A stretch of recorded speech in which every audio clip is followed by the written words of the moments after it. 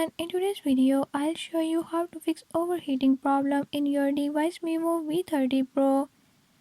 In this video I'm gonna show you how to solve this problem. Before I start, if you are new to my channel, don't forget to subscribe and hit the bell icon.